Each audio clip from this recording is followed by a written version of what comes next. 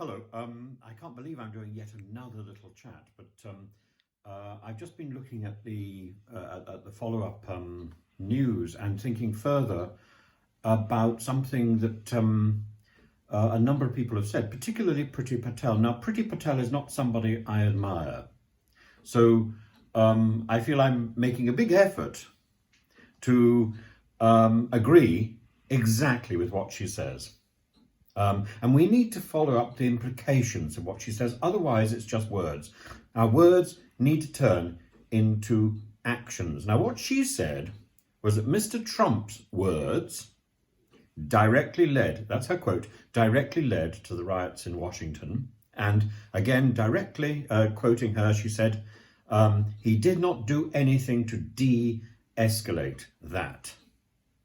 So she is saying, in very clear language, this is not couched in diplomatic hesitation. This is very clear. She is saying that she regards Mr. Trump as responsible for the riots yesterday. I must say, I think she's absolutely right.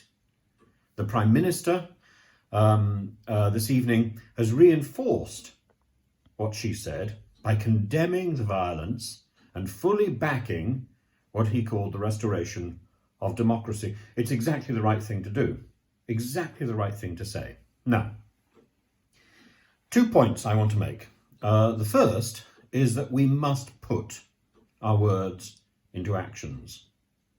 We must not think that we can say something one day and do something quite different the next. And the question is, what can those actions be? Because we can't get involved in the internal justice of another country, and we shouldn't. But the Scottish Justice Secretary is a man called Humza yousaf, and if you followed my story, you will know that Humza yousaf and myself have history. Indeed, Humza yousaf was the person who was insulted by a UKIP MEP, and I spoke to Humza. I apologised for what was happening to him, and I resigned from UKIP precisely for that. It was also the point at which I realised that there was racism clearly tolerated in that party, and that was then followed up by Mr. Farage refusing to sack Mr. Coburn. Now, one could say that Mr. Coburn was the fall guy here because maybe he wasn't doing anything out of the ordinary. He was doing what was fully acceptable in his party, but is not acceptable in real life. I was incredibly impressed by Humza yousaf then. I remain impressed by Humza yousaf, and I'm looking forward at some point to taking up his offer and going to meet the First Minister. But Humza has urged us to deny Trump entry to the UK. So we are now, because of Brexit, whether we like it or not, whether we wanted Brexit or not, we are now in charge of our own borders, in control of our own borders.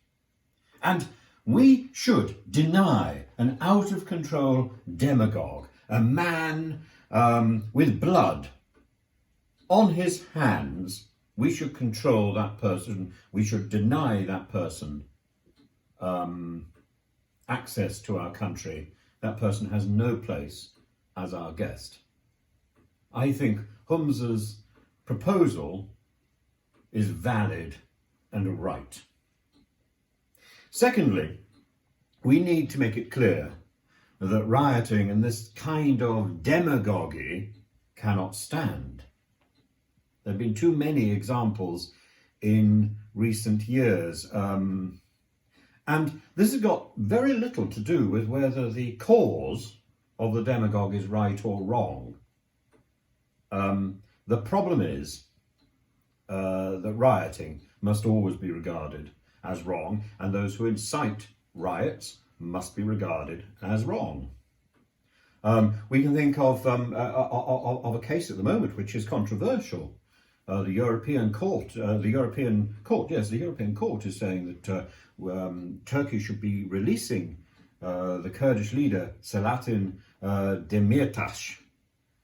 But 56 people, I think, died in the riots that he incited.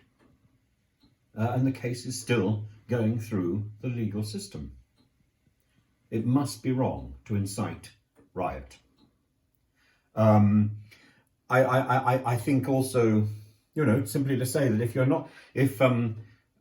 if we don't get what we want, the country may rise up. I cannot be responsible what the country may do.